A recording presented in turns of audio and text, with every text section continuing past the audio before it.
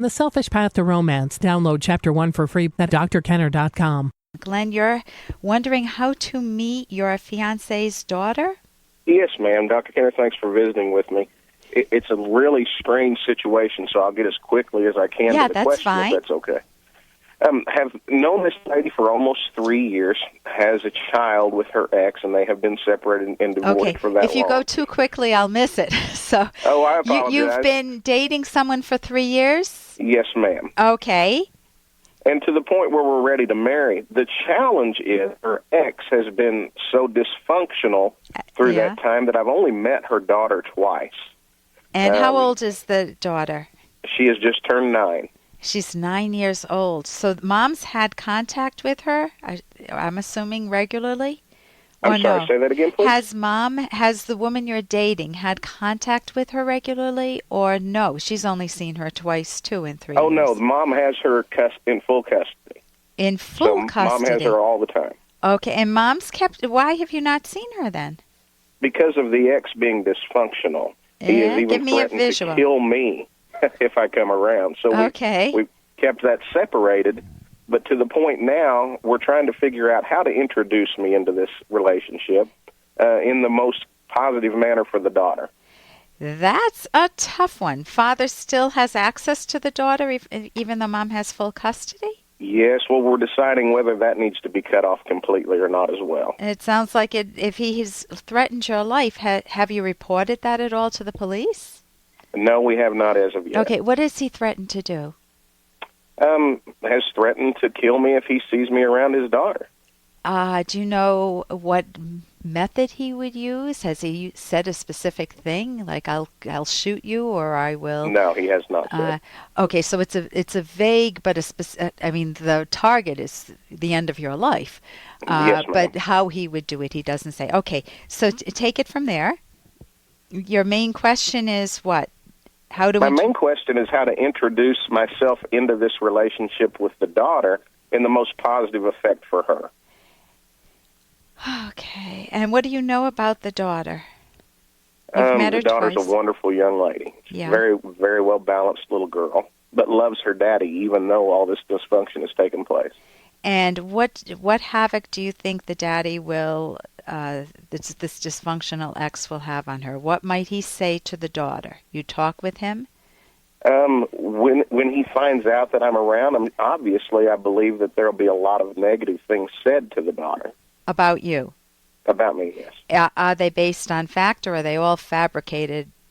No, actually he and I have never met face to face, so it would all be fabricated.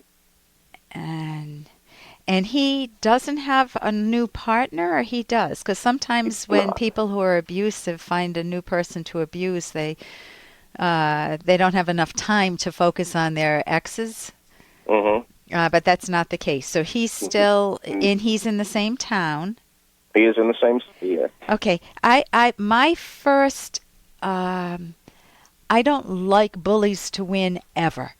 And so appeasement is not a good policy. And it sounds like the policy up to this point for the last 3 years has been appeasing him, letting his standards rule your relationship with your girlfriend, or now fiancé, and her daughter. Does she want you to get together with the daughter?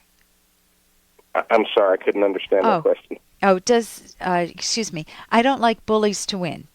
And it sounds like what you've done up to this point is to let him win. He gave you he's threatened your life, which is reportable, definitely reportable. I mean, he could have a restraining order just for doing that. If you can catch it on tape or on a phone recording on his, the wife's answering machine, or his ex-wife's answering machine, your fiancé's, then that you could bring to the police, because he has to communicate it somehow. If it's through the daughter, then he should not be talking through the daughter, and you could again get the protective services involved, although they're not always as protective as I wish they were. Right. So tell me, your wife what guidance has she given you?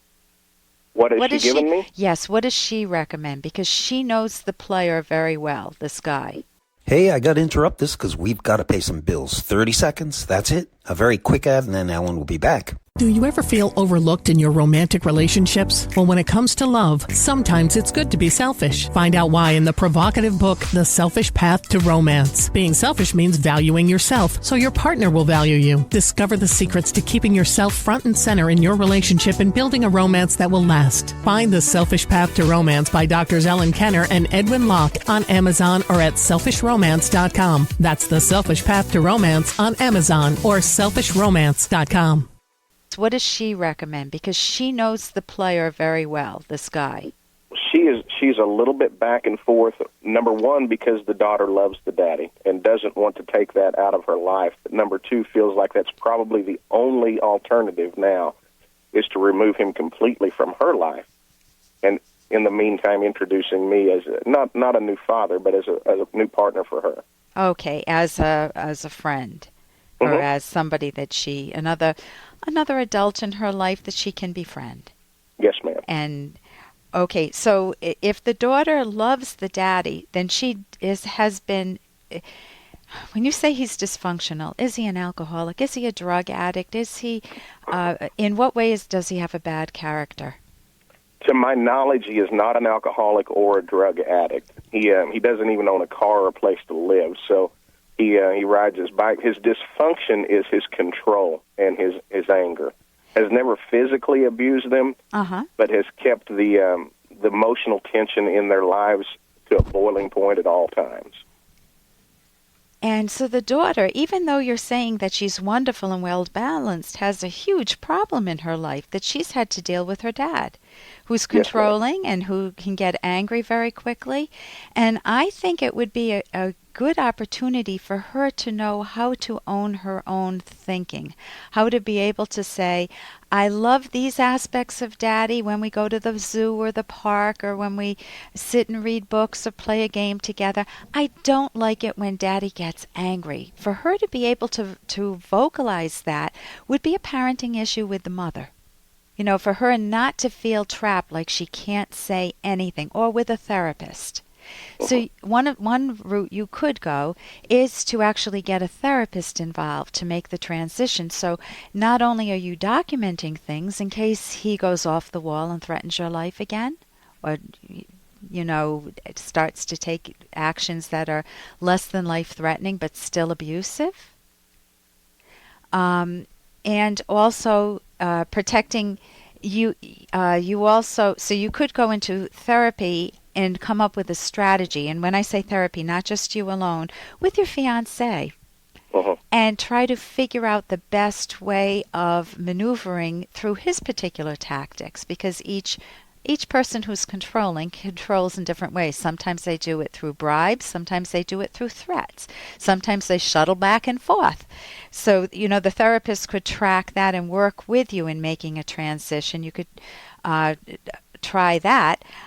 With the daughter needs to be, my protection is with the daughter's ability to speak her own mind and to help her see that some people or many people are package deals. There's a lot of good in them, and then there are some bad things. And sometimes the bad things are so bad that you need to separate.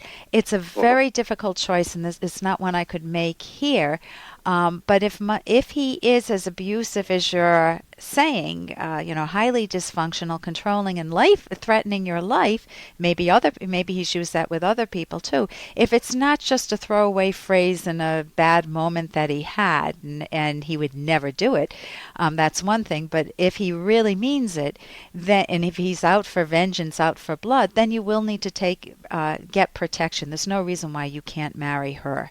But you need to know for yourself that he may be on the periphery of your life too. That's a decision you need to make. So, listen, I wish you a lot of success with this, and be curious to find out what happens. Okay, thank you so much for your time. Oh, you're welcome. For more Dr. Kenner podcast, go to drkenner.com and please listen to this ad. Here's an excerpt from The Selfish Path to Romance, the Serious Romance Guidebook by clinical psychologist Dr. Ellen Kenner and co-author Dr. Edwin Locke. Observe that people who are chronic sacrificers appear selfless in the sense that they want to gratify everyone else's wishes. Observe that narcissists appear self-centered in the sense that they want everyone to gratify their wishes, but they lack genuine self-esteem, any real sense of themselves or their own worth, and they desperately need other people to relieve them of their doubts. This relief is short-lived because others cannot create the self-esteem they lack, so their desire for reassurance from others is insatiable and unremitting. The most accurate description of such people is not that they are selfless or self-centered, but rather that they are self-doubt-centered. You can download Chapter 1 for free by going to drkenner.com. And you can buy The Selfish Path to Romance at amazon.com.